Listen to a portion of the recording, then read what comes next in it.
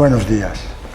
Estar en unas jornadas de archivos y legados literarios pensadas por la Fundación Miguel Delibes y estar en el círculo de recreo tiene para mí un significado muy especial por varias razones. Primero, porque me permiten transitar y perderme, y seguro que nos perderemos juntos, ustedes y yo. Ustedes porque no sabrán qué ha sido lo que ha pasado cuando pase en estos minutos, y yo porque no habré sido capaz de ofrecerles un buen pasto, sino espiritual, al menos archivístico. Decía que estar aquí tiene un significado especial para mí, porque primero me permite transitar entre la memoria del archivo y la voz, no solo de Miguel Delibes, sino también de los protagonistas y secundarios de sus novelas, que me hablan desde hace muchos años y que por ello, precisamente por ello, no dejan de conformar parte de mi memoria. Estar aquí, y esta es la segunda circunstancia que da ese significado especial a este momento, me devuelve a un día de celebración, un día lejano de hace más de 30 años.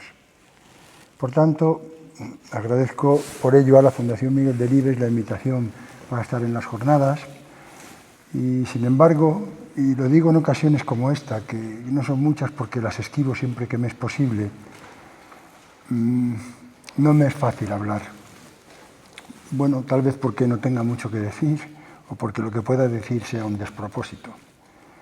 Me identifico en cualquier caso, a pesar de que yo escriba poco y lo haga mal, con quien dijo, que no recuerdo quién lo hizo, escribo para no tener que hablar. He venido para trastear con los archivos como fuentes de información para investigaciones y publicaciones, que es lo que se me propuso desde la Fundación, y esto voy a hacer. La realidad del archivo como fuente de información tiene muchas miradas y muchas lecturas. La que yo he hecho y presento ante ustedes es traducción de lo que para mí han sido los archivos y la archivística, mal transitados porque los he paseado no de forma continua, sino a intervalos, con treguas imperdonables, pero que conforma mi universo archivístico, que es huérfano de lecturas extensas, dilatadas, espaciosas, que son las que pueden hacer los archiveros o los teóricos de la archivística, que yo creo que son los que debieran estar ahora aquí, ¿no?, en mi lugar. Yo no soy más que un oficinista de la paleografía, o sea que lo que vaya a pasar aquí. En este motivo está la causa de que mi mirada vaya a ser la de un hombre de la calle, ni siquiera la del hombre culto, aunque no sé si podría decir que es cultura y por tanto que es un hombre culto. La del hombre culto digo que causaba extrañeza al gran teórico de la archivística Elio Lodolini, que no podía concebir que pudiera responder a la pregunta de qué era un archivo que algo parecido a una biblioteca.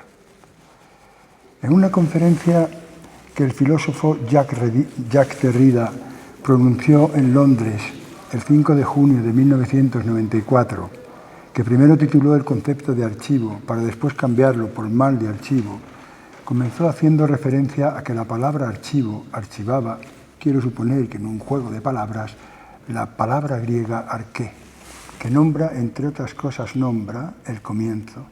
Y decir comienzo es decir principio, origen, en un sentido temporal y en el sentido de fundamento. Y a mí se me ocurre pensar que el archivo comienza con la escritura y el documento, y ahí pongo el principio temporal. El archivo nace cuando lo hacen la escritura y el documento, pero también que el fundamento de la realidad que es el archivo, lo que compone al archivo, es la multiplicidad de documentos. No supone esto, evidentemente, que antes de la escritura, el documento y del fundamento que es el archivo, no hubiera otros principios y soportes en los que fijar preguntas.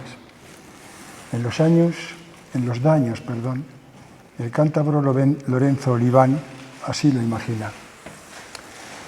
Los hombres de las cavernas necesitaron trazar el corazón de los bisontes sobre el dibujo sinuoso de la tierra para entrever así la eternidad. Precisaron de las grietas de las rocas, lo que se acerca a la demolición, para hacerlos más vivos y enteros. Usaron los pigmentos de cenizas no para perfilar un final, sino un principio sin fin.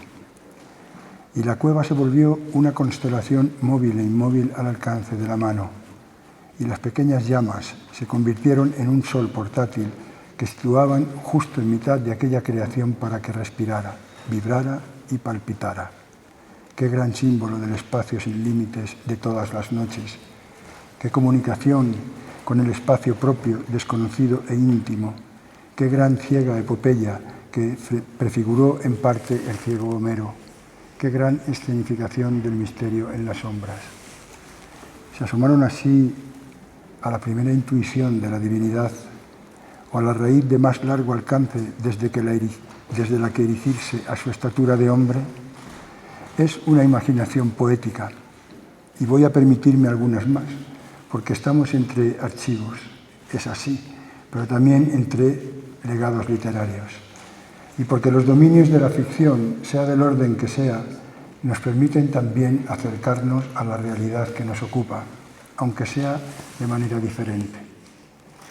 Lo real es que desde el cuarto milenio antes de Cristo, cuando se pone el principio a la escritura, y un milenio después, con los documentos ya guardados como tesoros en templos y palacios, como el Palacio Real de Ebla, hallamos el principio del archivo que nació para ser memoria. Una memoria distinta a la figurada por Jaime Siles en Galería de Rara Antigüedad, donde imagina a Mnamón el cretense, del que escribe que mucho antes de que existiera el borgiano Funes, hubo en Creta un memorioso todavía mayor. Su nombre no deja dudas al respecto. Se llama Mnamón y todo lo conserva dentro de su memoria. Los archivos del reino, las cuentas de palacio, los enseres, las bestias, las piezas y cabezas de ganado, las armas, los carros, los pertrechos, todo cuanto informaba aquella primitiva o no tan primitiva sociedad. Todo estaba dentro de su memoria. Todo menos él, que no formaba, o sí, parte del inventario y que por ello carecía de existencia real. No era un objeto como todo cuanto le rodeaba, y no serlo le producía angustia y desesperación. Los esclavos, las vasijas y los animales tenían existencia real. Él, en cambio, tenía por misión recordar todo lo que los otros eran, su número, su género, su cantidad. Y él, que podía recordarlos uno a uno a todos y enumerar todas sus cualidades, describir sus distintos caracteres y hasta catalogarlos según su precio, su peso o su tamaño, nada lograba saber nunca de sí. Como él, en Creta, hubo y hay, pero que muchos hombres que saben todo de todo, pero que a diferencia de Mnamón, lo saben para no tener que saber nada de sí. Frente a él, Siles concibió a Foinocastas de otra manera. Le imaginó escribiendo. Escribo todo lo que Mnamón me dicta. No me molesto nunca en recordarlo, pues eso es lo único que debe hacer él. Yo me limito a dibujar los signos que la realidad entera representan. Por eso no me angustio ni desespero tampoco como él. Lo mío es más sencillo. Anotar lo que dicta, no tener que pensar lo que él recuerda y sobre todo no tener que saber. No hay un hombre triste. No soy un hombre triste, conozco bien mi oficio, me convierto en escritura cuanto me dicta él. Ojalá nunca llegue el día en que tenga que hacer yo ambas cosas, recordar las existencias y ajuares de palacio, el número de enseres y vasijas, cuál es la cantidad de grano almacenada, cuántas ánforas de vino, cuántos los guerreros y los trébedes y cuántos los esclavos que tiene mi señor. Ojalá nunca llegue ese día, porque entonces seré un hombre desgraciado y triste. Tan desgraciado y triste como lo es Mnamón. Ojalá yo no tenga que depender de mi memoria. Ojalá los dioses borren las pocas imágenes que de las cosas tengo. Ojalá los dioses destruyan todo cuanto soy capaz de recordar y me dejen tranquilo, dibujando los signos sobre esta tablilla de barro para siempre. Pues eso es lo que quiero. Eso y nada más. La memoria del archivo corrige los desvaríos de Mnamón, que se refugia en contar lo que está fuera de sí, y de Foinicastas, que solo pretende copiar lo que la memoria de otros retiene. Decir, como he dicho, que el archivo es memoria no es decir mucho, y aún así tiene sus riesgos, porque la memoria, como escribiera Luis García Montero, no es un animal doméstico, prefiere cazar sola y vivir las preguntas cruzadas de la noche. Más riesgos tiene la memoria si pensamos en la ausencia y los vacíos, también en los huecos de los archivos. Aunque, y cito a otro poeta, Vicente Piqueras, tal vez nuestra cultura nace de estas ausencias, de lo vacío, de lo que no hay. También nosotros somos lo que queda de nosotros, lo que nos falta, el hueco que nos cuida. Con otras palabras lo dijo Miguel Delibes el 26 de mayo de 1975, día en el que ingresó en la Real Academia Española, cuando, en lo que él llamó un inciso sentimental, confesó que había necesitado perder a Ángeles, su equilibrio, para advertir lo que había significado para él, mucho más que su equilibrio. Ella fue, con sus hijos, el eje de mi vida, así lo escribió, y el estímulo de mi obra, pero sobre todas las demás cosas, el punto de referencia de mis pensamientos y actividades. Soy, pues, consciente, afirmó, de que con su desaparición ha muerto la mejor mitad de mí mismo. Memoria y vacío, vacío hecho memoria. También el vacío en los archivos es parte de la memoria que el archivo es. ¿O es que acaso las ausencias de documentos en los depósitos no hablan de descuidos, de pérdidas, de préstamos, de expurgos e incluso, ¿por qué no?, de rechazo, de vergüenza, de miedo? Será el investigador quien tenga que decir qué vacíos documentales puede haber en un fondo y sus causas y las consecuencias. Para seguir con este hilo conductor, bueno, no sé si es hilo o no, pero yo sigo, estoy hilvanando con estas palabras que quieren ser una suerte de preámbulo. He de puntualizar que si bien es cierto que el archivo es memoria, es una memoria que yo no quisiera decir que sea domesticada. Sí podría entenderse como una memoria modelada a imagen del creador del archivo, o que ha de modelarse para que pueda hablarse de archivo, modelada de origen, y el origen no está en otros lugares que no sean las actividades de gestión y las acciones y funciones de una institución que deja testimonios documentales, como los dejan los quehaceres cotidianos de un comerciante o un creador, que tal vez sea otro comerciante, pero de sueños. Memoria archivística modelada y cotidiana, que nace de manera involuntaria, lo mismo que la memoria del hombre, también involuntaria. Ni esta ni aquella pueden crearse de forma artificial, no naturalmente. Si fuera así, estaríamos hablando de colecciones, pero no de archivo. Y en la colección solamente cabe lo que el deseo o el interés busque. Sin embargo, en el archivo ha de caber todo. Todos los documentos que salgan y entren en una oficina, un negociado, un servicio, un hospital, un almacén de construcción o la Facultad de Comercio de la Universidad de Valladolid, o que fueron producidos o recibidos en los distintos negociados de la escuela que precedió a esta facultad y en la que Miguel Delibes pasó tantas horas, tantos días, tantos años.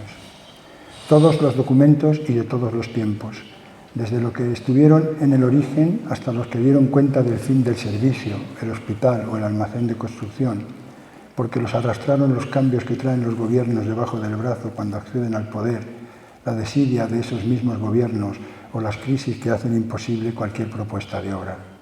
Todos los documentos, que lo mismo que ocurre con los restos de un yacimiento arqueológico, perderán gran parte de su valor, si no todo su valor, si se aíslan de su contexto, si se ignora el lugar de procedencia, su origen, la génesis diplomática o el procedimiento administrativo del que resultaron.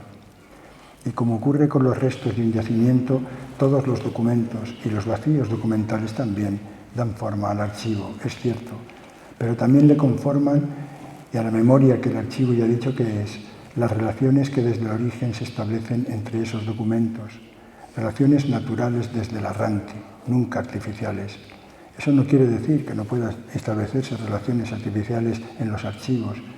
Pensemos en series facticias o en colecciones, que las hay, ya digo, en los archivos, aunque estos no puedan ser una colección. Procedencia u origen y relaciones documentales que son el derrotero, el único posible que permite modelar la memoria, organizar los documentos, el conjunto orgánico de estos que es el archivo, en el que se clasifican y ordenan los documentos producidos por quienes, a la vez que los generan y reciben, crean el archivo, que no puede producir lo que guarda en sus depósitos, pero tampoco borrarlo.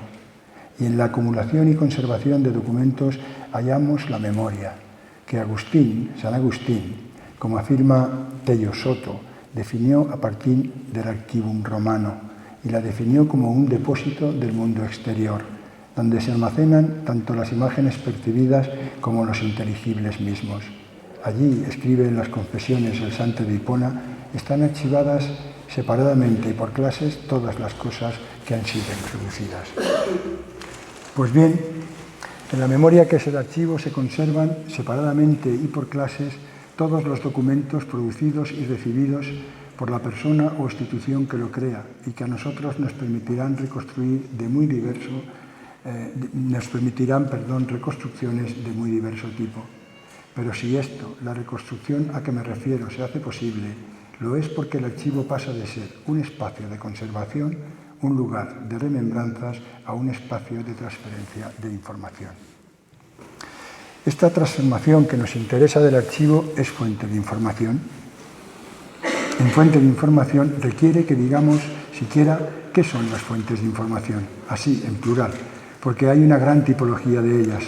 Y es precisamente esto último lo que ha dificultado fijar con claridad lo que son, porque cada disciplina, cada área de conocimiento ha ofrecido una definición ajustándola a principios, metodologías y necesidades informativas propias. Al margen de estas necesidades, yo entiendo que la primera es saber qué es una fuente.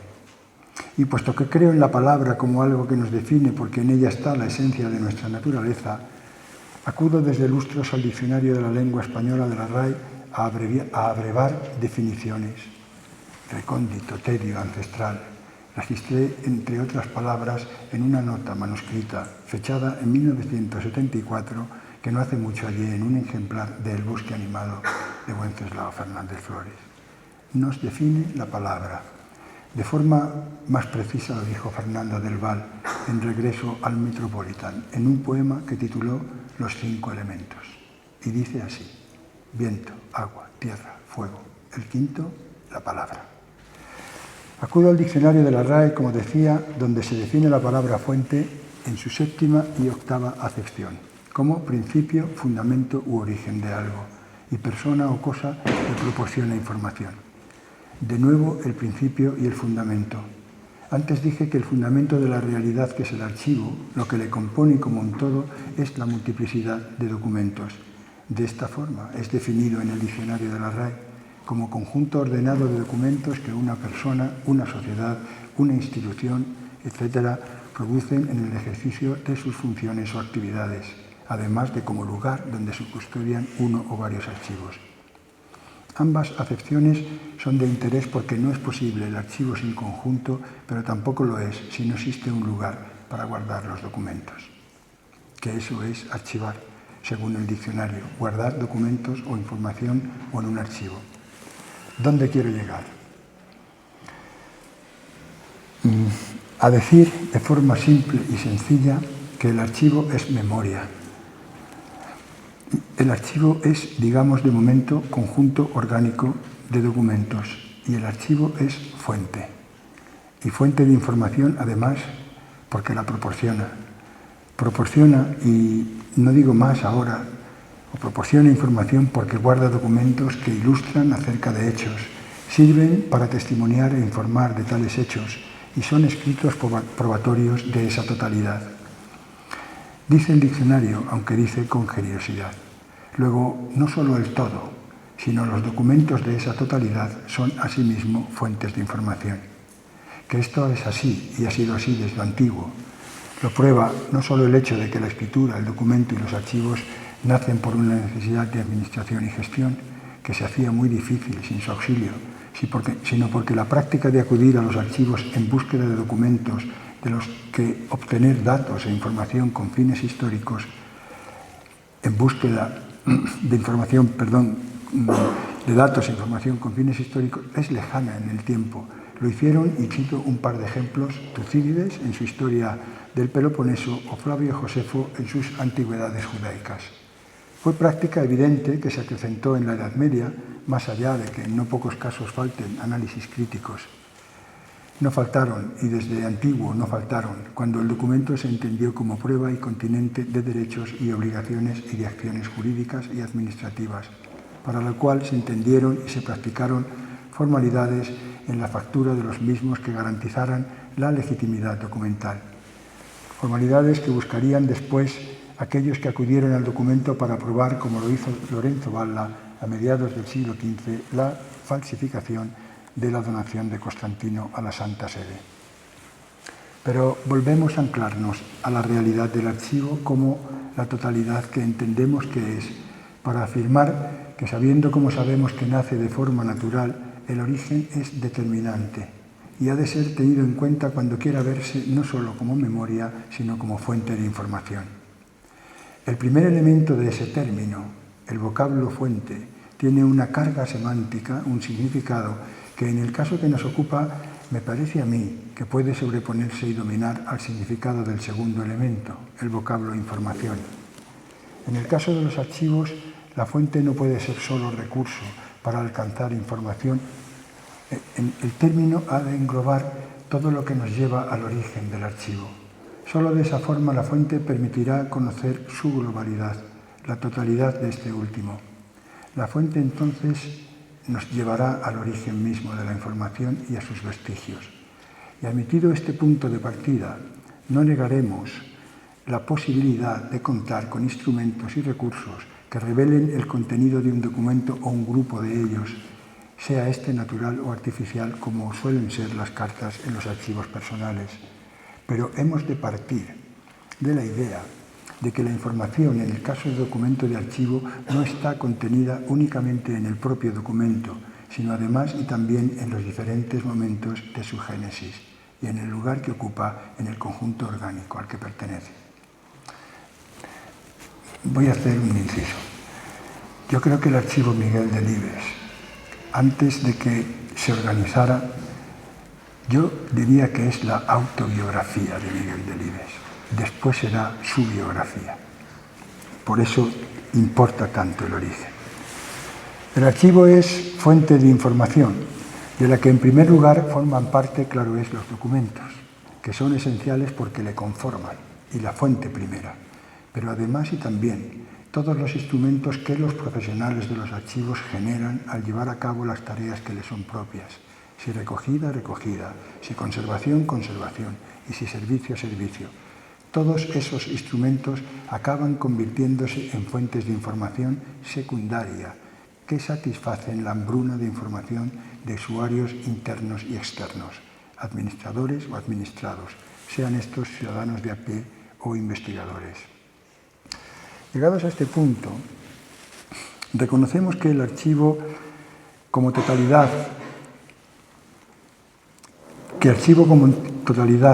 y documentos como conformantes de esa totalidad son fuentes primarias, que proporcionan informaciones originales, nuevas, no recopiladas ni recogidas. Los instrumentos que resultan del trabajo archivístico remiten a documentos primarios, a los que identifican, describen y localizan. Luego son fuentes secundarias. Para comprender el proceso de transformación del archivo en fuente de información, es preciso atender a lo que quiero llamar elementos esenciales, que posibilitan que el manantial memorístico e informativo discurra a través de diferentes canales de comunicación. Esos elementos son el documento o los documentos y el archivo y, en segundo lugar, los profesionales de los archivos. Hasta aquí he hablado de usuarios y aunque he de hablar sobre todo de investigadores, no pueden quedarse fuera siquiera en una sombra los usuarios que no lo son, investigadores, digo, y que suelen llegar al archivo requiriendo información que les atañe porque afecta a sus vidas, y en ellas cabe la reforma de una casa, los derroteros registrales de los sacramentos en los que puso el cuidado del alma, o las notas vergonzantes o triunfantes que de todas puede haber de un expediente académico. A este tipo de usuarios, y todos podemos serlos, les interesa no la fuente de información, aunque la necesiten porque sin ella nada es posible, sino el documento, el plano de la finca urbana, la partida de nacimiento o la de confirmación o matrimonio, y el título de perito en lunas, que nunca le sirvió para ejercer de lunático, aunque a intervalos padeciera más de la cordura o de locura que de cordura. Este tipo de usuario no investigador busca sobre todo el documento porque prueba lo que a él le interesa que pruebe o porque contiene la perentoria información que necesita y le importa menos o nada que la prontitud del archivo en responder a sus necesidades pueda deberse a que en él se hayan podido crear una o varias bases de datos documentales que se pensaron como fuentes de información indirectas para permitir el acceso mediante referencias que él ignora al documento o al registro en los que él está interesado. Hablemos de documentos y archivo y de profesionales de los archivos, únicamente con la intención de aclarar o oscurecer de qué manera esos elementos esenciales que permiten al archivo ser fuente de información primaria en sí mismo, por el contenido y como continente, y producir y contar con fuentes de información secundarias que a través de una suerte de cadena de transmisión ponen a disposición de los investigadores en particular y de todos los usuarios en general noticias de muy distinto tipo y de contenido muy diverso a través de niveles diferentes de tratamiento de la información, de los que resultan productos o eslabones que conforman esa cadena de transmisión que he mencionado. El documento y el archivo, contenido y continente de información. El documento. He de empezar diciendo que el documento, más allá de lo que entendamos que sea, es la razón de ser del archivo. No hay archivo sin documentos. Que Manuel Romero Tallafigo, facultativo primero del Archivo General de Indias y catedrático después de la Universidad de Sevilla, entiende que no es solo un simple testimonio del pasado, que si es prueba se conserva por su valor jurídico en un tiempo tasado, más o menos amplio, o por el valor histórico, y entonces la conservación no tiene días fijados. El documento, afirma, es algo más, es un producto social, y lo es, añado, porque resulta de relaciones humanas, de prácticas sociales, de procedimientos establecidos para hacer posibles y más fáciles y para anclar o perpetuar, entre otros, acuerdos, resoluciones, convenios o actividades individuales o institucionales. Eso obliga a que en su estudio se atienda a todos los elementos que lo conforman: el soporte, el lenguaje con que se fija la información en el soporte y el contenido. Con solo decir esto, ya entendemos que el documento de archivo es un documento primario, que presenta la información de forma original, una información de primera mano, que resulta de un negocio jurídico administrativo, pero también de una actividad creadora o investigadora. Un documento, como afirma Martín Vega, cuya información finaliza en el mismo. Si esto es así, el documento de archivo es, en el tiempo, la fuente primera y primaria. En la definición de documento que encontramos en el artículo 2.2b del Real Decreto de 18 de noviembre de 2011, por el que se establece el Sistema Español de Archivo, cabe lo que ha de caber, puesto que en él se entiende el documento de archivo como el ejemplar en cualquier tipo de soporte, testimonio de las actividades y funciones de las personas físicas y jurídicas, públicas o privadas.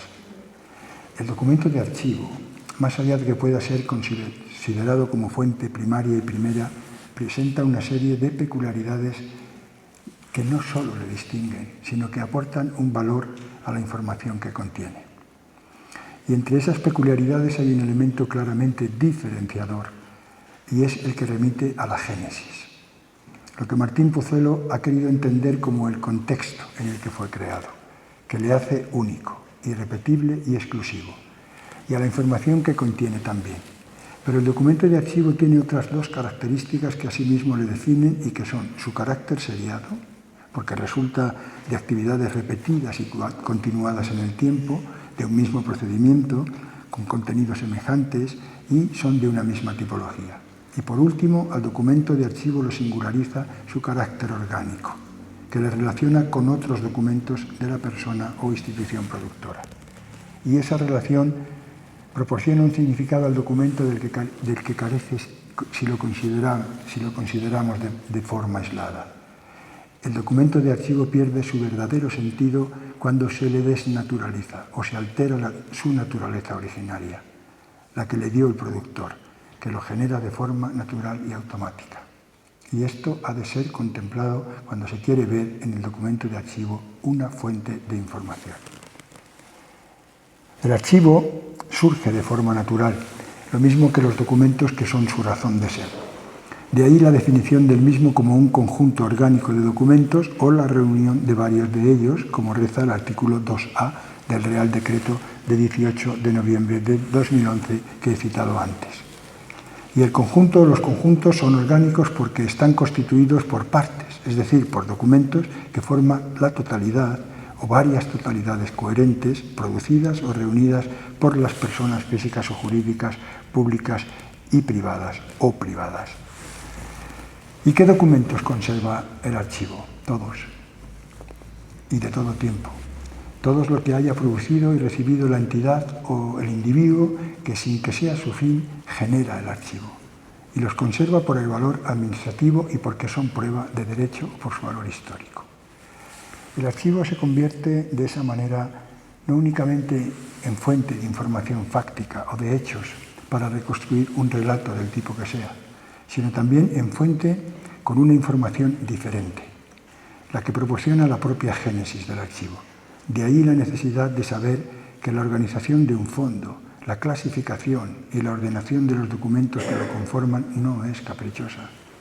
La organización de los documentos de archivo es expresión y resultado de la aplicación de principios metodológicos universalmente aceptados desde fines del siglo XIX. Y no solo no puede ser ignorada, sino que ha de ser el punto de partida de todo trabajo de investigación, que esté fundamentado en fuentes documentales de archivo.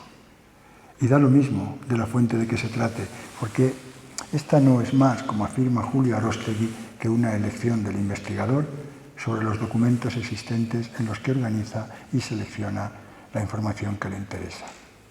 Y lo primero que ha de resolver es precisamente lo que toca a la elección de la fuente.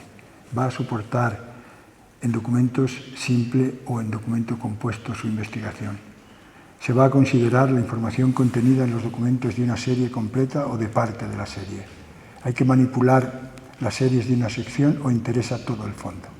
La respuesta, evidentemente, condicionará la investigación y los resultados, porque el interés sobre un tema o un asunto concreto, sobre una actividad, sobre una función, determinará toda investigación desde la búsqueda hasta la gestión de los resultados de esa búsqueda. Pero, sea como fuere, la cuestión del origen está siempre presente. Lo está si el documento simple o compuesto testimonia la resolución de un negocio. La cuestión del origen está igualmente presente si los documentos de una serie, aunque sea facticia, permiten recomponer las cartografías de biografías o negocios imposible o de éxito absoluto. La cuestión del origen está también presente si las series de una sección muestran la cronología y los tipos diplomáticos resultantes de, pongamos, en el caso de Miguel Delibes y de su archivo, la acción o función concreta de la creación. La cuestión del origen de los documentos y de los grupos documentales del archivo no puede ignorarse cuando se quiere investigar aprovechando el extraordinario recurso de información que es el archivo. No puede eludirse porque los soportes de las fuentes de información que es el archivo son los documentos que lo conforman. Y este hecho nos lleva a una realidad concretada sin vaguedades por la singularidad de estos últimos, que condiciona toda actividad intelectual y experimental definidora de la investigación. No lo hace distinto al archivo, lo que hace distinto al archivo es su vinculación con las actividades y funciones propias del productor. Eso explica no solo que el conjunto orgánico de documentos que es el archivo sea el que es, sino también y además, y esto es lo realmente interesante, que el conjunto orgánico de relaciones que hay entre los documentos sea también la que es, y lo es desde el origen. Se entiende así la afirmación de Elio Lodolini cuando escribe que el archivo constituye la natural sedimentación documental de una actividad práctica, jurídica o administrativa o creadora, que advierte a los investigadores que, aun no siendo especialistas en archivística, deben conocer sus fundamentos. Y uno de ellos es el principio que nos lleva al origen, al productor de los documentos y del archivo. Si atendemos a ello, conoceremos no solo el contenido de un documento o un grupo documental, también quién los ha creado, en qué proceso y con qué objeto, que es tanto como saber cuándo y cómo y por qué y para quién se hizo el documento. Estar al tanto de estas circunstancias permite, además, localizar su lugar en el conjunto orgánico que es el archivo, su pertenencia a un expediente, a una serie, a una sección o a un fondo. En definitiva, reconocer su lugar natural el lugar en el que se hallaba el documento en el momento de su creación. Todo lo dicho permite afirmar que cada archivo y cada fondo de archivo es la fuente de información de mayor objetividad para conocer a los productores de dichos grupos documentales, de los conjuntos orgánicos de documentos con tantas informaciones como productores podamos imaginar.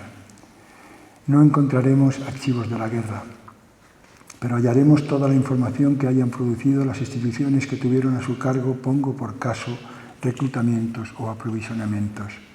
No hallaremos archivos de la literatura, pero tendremos no pocos archivos de los creadores y en ellos no pocos testimonios de la actividad creadora.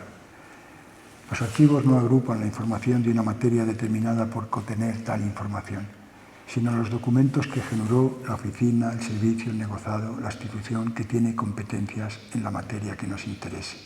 Hay que preguntarse quién cuidó los estados de las almas y de los cuerpos, quién de su asistencia espiritual, quién de la educación, quién de la cultura, quién de lo que se nos ocurra, y en tiempo en que lo hizo, y en el espacio en que lo hizo. Y en el archivo en que se guarden los testimonios de sus cuidados tendremos la fuente de información más valiosa, más completa, más subjetiva sobre todo, fuente primaria de información. Los profesionales, los archiveros.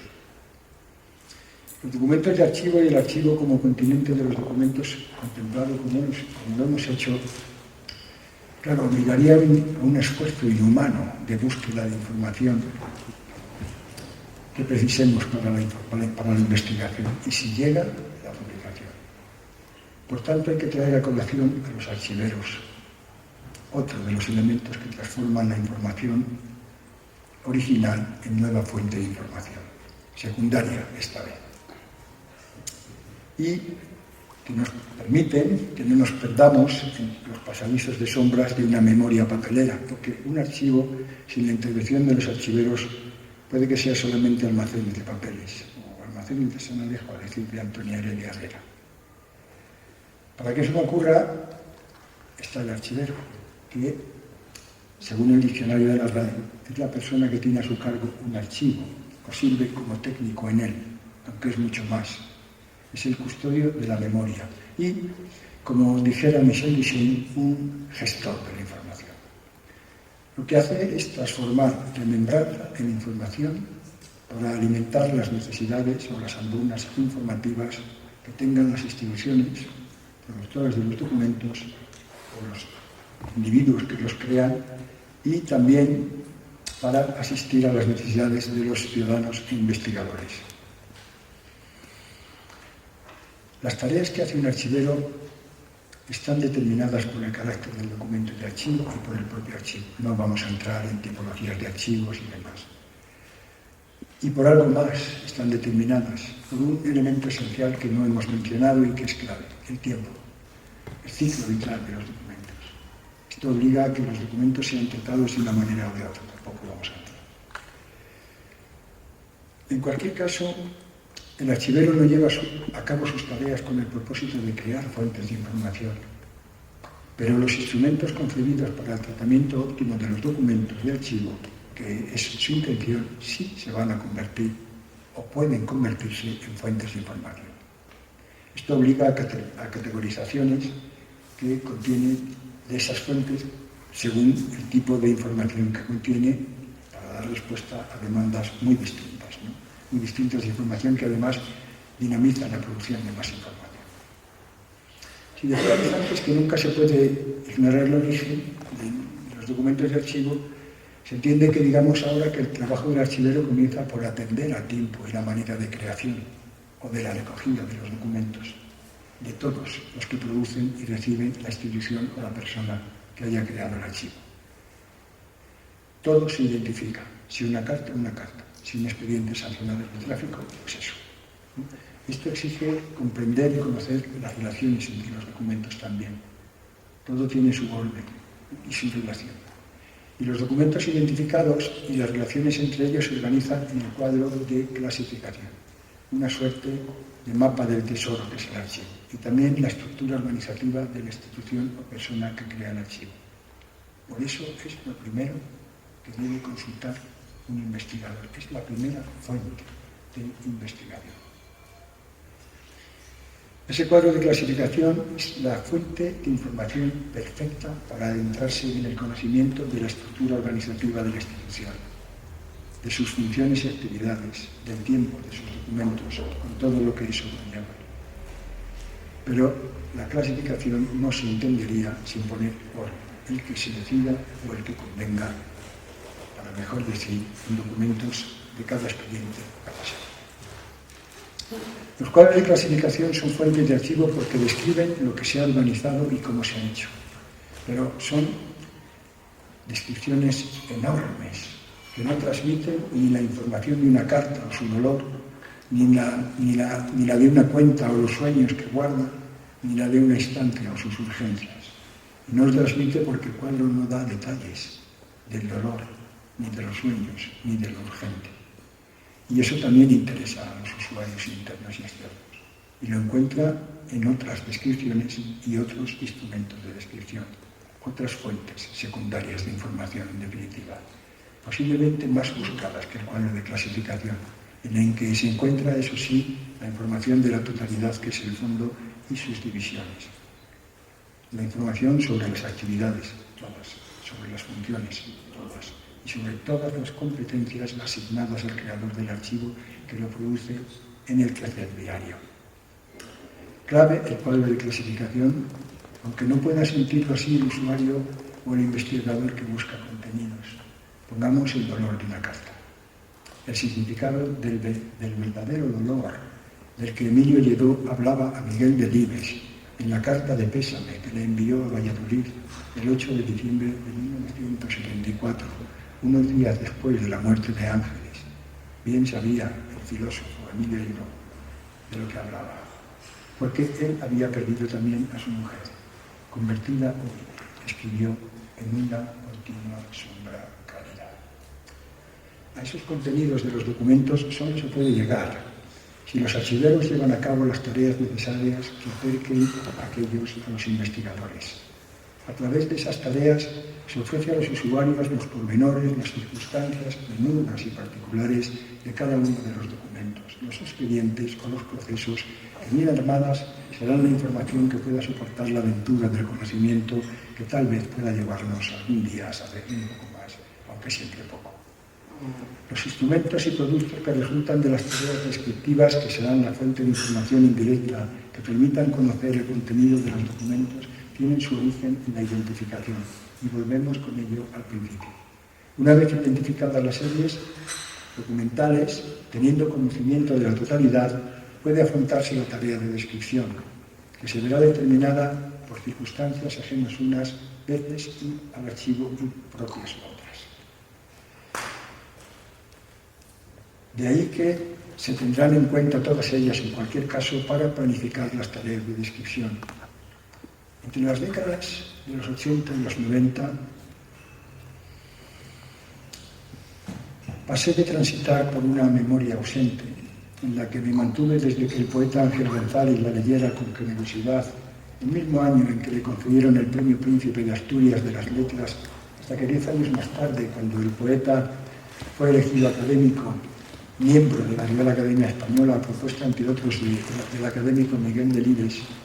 Transité, digo, en esos tiempos de esas memorias a otras, que son las memorias de archivo, y que iban desde el General de Simancas hasta el Catedralicio de León. A partir de esos años, la red Internet, que vendría a resolver las necesidades que se sintieron de hacer más rápidas las comunicaciones, se agrandaba con una rapidez que sobrecogía y nos cambió el mundo, y el mundo de los archivos también. En aquellos años, de las décadas mencionadas del siglo pasado, sabíamos que cuando buscábamos información sobre un archivo, un fondo o una serie de concretos, teníamos que acudir a lo que en el Diccionario de Terminología Archivística, publicado en 1993 por la Subdirección General de Archivos Estatales, se definía como instrumentos de descripción, es decir, guías, inventarios y catálogos de índices. Y a ellos, a esas fuentes, acudíamos. Las guías cuando necesitábamos una información global del fondo. y ahí asignarían las guías de archivo, los sensor guías, que informan sobre los archivos de un ámbito geográfico, o las guías de fuentes que ofrecen información sobre fuentes documentales y archivos que tratan sobre un tema determinado. Si lo que buscábamos era información sobre series documentales de un fondo, íbamos a los inventarios. Y si no era suficiente, acudíamos a los catálogos, en los que se daba cuenta y se describían las unidades documentales, fueran documentos sueltos o compuestos. Frente a la guía o el inventario, que han de vincularse al origen y reproducir en la descripción la clasificación y ordenación, y describen además la totalidad de los grupos documentales o las series, el catálogo tiene un carácter subjetivo. Describe documentos que interesen por el contenido, el soporte, la escritura o por otras razones. Y eso sí, todos ellos, las guías, inventarios y catálogos se acompañaban de unos índices que nos acercaban a la documentación. Luego hay otros instrumentos que son de control y que el archivero genera para las necesidades que no tienen los archiveros, ¿no? Sean registros de entrada y salidas de documentos, relaciones de entrega, registros de usuarios, que se generan en el quehacer diario y le permiten tener un buen conocimiento de los fondos y hacen una más óptima difusión de su contenido. Estos también pueden convertirse en fuentes secundarias de información. En aquellos años, medios de los años 90, en el diccionario de terminología archivística no encontrábamos, porque no estaban, voces o entradas como bases de datos, documento electrónico, red internet, que unos lustros después han trastocado todo y han venido a cambiar lo que parecía inalterable. Hoy la información se fija con nuevos registros legibles por máquinas o se alojan en redes y nubes que soportan los nuevos modos de acceder a la información. También la que contienen los documentos de archivo y las fuentes que nos permiten acceder a una información que se quiere globalizar. Y esta dimensión mundial, en estos ámbitos de nuevas dimensiones, en los que los modos tienen difusión global y se uniforman valores, gustos o costumbres, los archivos han necesitado reglas que hagan posible intercambiar la información. Y para eso las bases de datos, los sistemas de acceso a la información y las normas internacionales de descripción, en el caso que nos ocupan, son hoy esenciales. Hoy ya no se puede hablar de descripción, sino de representación de los documentos de archivo. No quiere decir que no se sigan haciendo instrumentos o elaborando instrumentos de descripción, pero hoy se buscan crear representaciones precisas y exactas de las agrupaciones documentales para identificarlas y no solo conocer su contenido y características, sino el contexto y las circunstancias de su creación.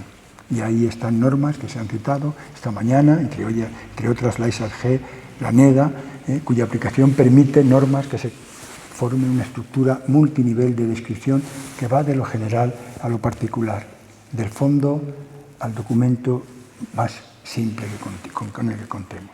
Y con ellos se crean conjuntos de información en los cuales cada agrupación documental recurre a datos de otras agrupaciones.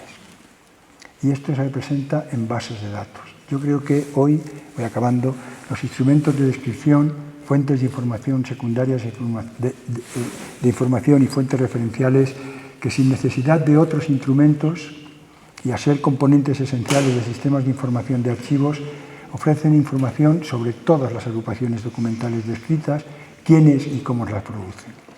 Y ofrecen además la información a través de plataformas web que permiten difundir descripciones que no podíamos imaginar en los años 80 y 90 del siglo pasado.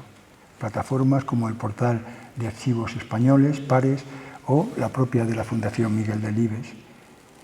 Y son dos de muchas, que ofrecen descripciones accesibles de documentos, expedientes de administración o procesos iniciados para dilucidar si la codicia es el afán excesivo de riquezas, que lo es, o un deseo vehemente de algunas cosas buenas, que suelen ser lo menos, o para condenar los estragos que causó la pasión escrita en la carta de amor encendido que Jerónima de Camargo, casada con Pedro Vélez de Guevara, quiso y no pudo enviar a su primo y amante Francisco de Cepeda en enero de 1623, que iniciaba de esta manera tan llena de dolor, tan poseída de anhelos que no sentía por el marido, por cierto.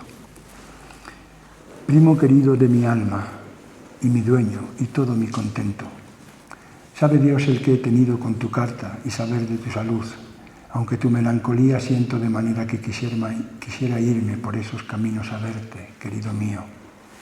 Descripción de una carta, en un proceso de las series causas secretas que no se ofrece sola, sino junto a las de niveles superiores a la de la propia serie, la de las salas de lo criminal, primera división del Fondo Real, Audiencia y Chancillería de Valladolid y, en fin, la del archivo del mismo nombre, que no solo conserva este fondo, sino otros generados por instituciones con otras competencias judiciales de otros tiempos y otros ámbitos.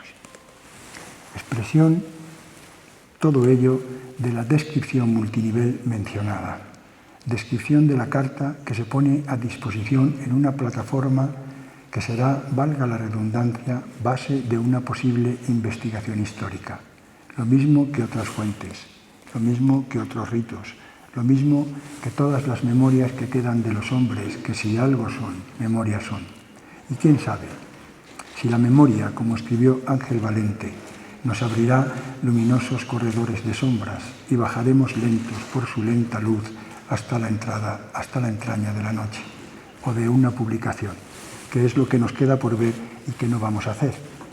No solo porque falte el tiempo, sino porque habrá de ser siempre, después de lo que he podido decir, obra que deje ver la dúplice información del documento de archivo, que se alcanzará si se sabe preguntar a las fuentes primarias y a las secundarias que nos ponen en la mano los productores de los archivos y quienes las hacen posible, por tanto, quienes los crean, es decir, los archiveros.